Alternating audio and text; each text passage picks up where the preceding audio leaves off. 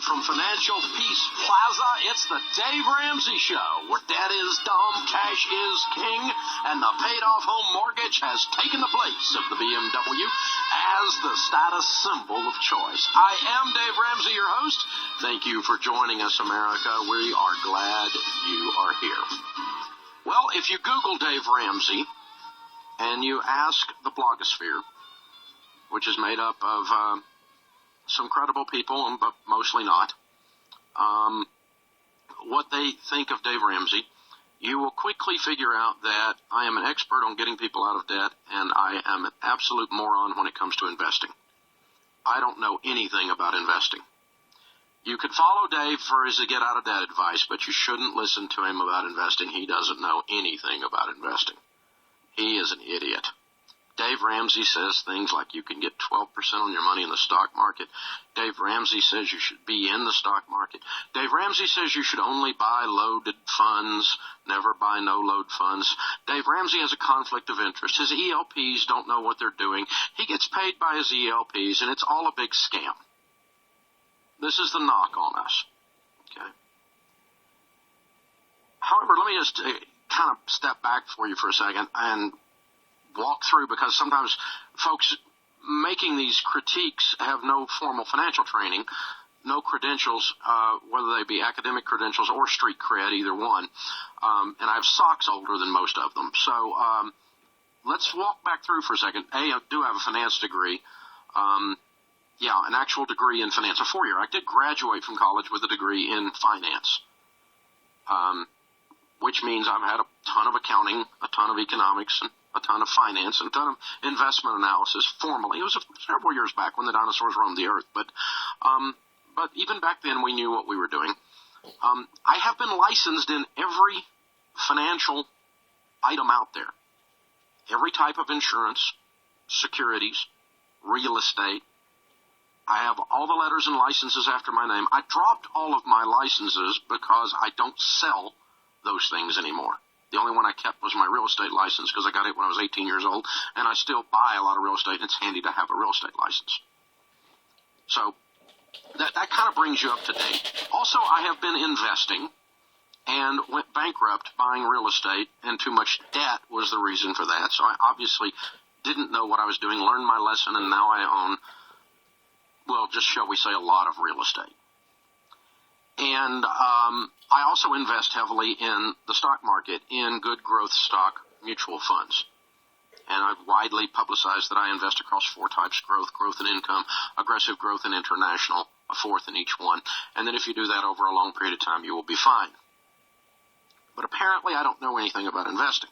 So a few years ago, I've been telling people to invest in the stock market for years and years and years and years and years and years. And I don't know if you were around, but a couple of years ago, the economy crashed, or at least plummeted. Yeah, there was this great idea to sell broke people houses with nothing down and then package all of those loans together, which is called securitization. And the hedge funds were buying them so much that they became normalized, and then regular funds started buying them. And then when the broke people quit paying their mortgages, everything started to unravel and basically led to an economic meltdown of sorts. No, we didn't enter the Great Depression. We entered a good, solid recession, without a doubt. And the stock market began to drop. And I kept telling people, I'm continuing to invest as the stock market drops. I don't know if you heard, but last week the stock market set a record high on the Dow Jones Industrial Average, and it's within probably minutes this week of setting a record high on the S&P 500. And so what happened? What was the deal? Well, March the 9th of 2009 was the bottom.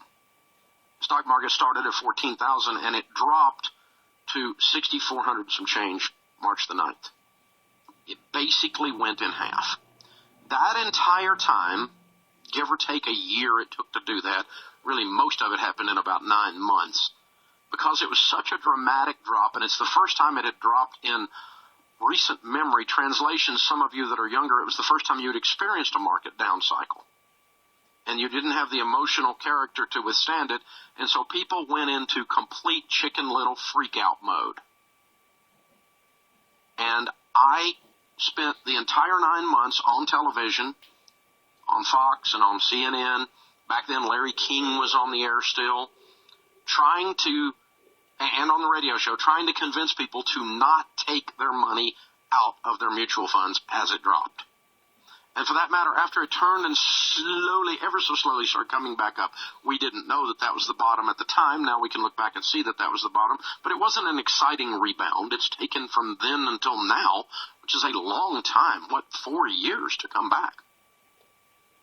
But I kept telling people, if you leave your money alone 5, 10, 20 years, you're going to be fine. The only person that gets hurt on a roller coaster are those that jump off. As a matter of fact, Blake, in honor of the fact that the stock market has set a new record, proving that I was right, even though I'm an ignoramus, it turns out I was right. He went back and found a clip of the things I was saying on the air during that time. Fire it up, Blake. The world is ending. The stock market is falling over. And you're calling me and you're freaking out, and I'm telling you to quit it. And I'm on Larry King and Good Morning America, and I'm saying, everyone remain calm. I feel like the guy at the end of Animal House. Remain calm, and he gets run over by the herd. I'm on Fox and Fox Business, and I'm going, remain calm. Stop it. Quit freaking out.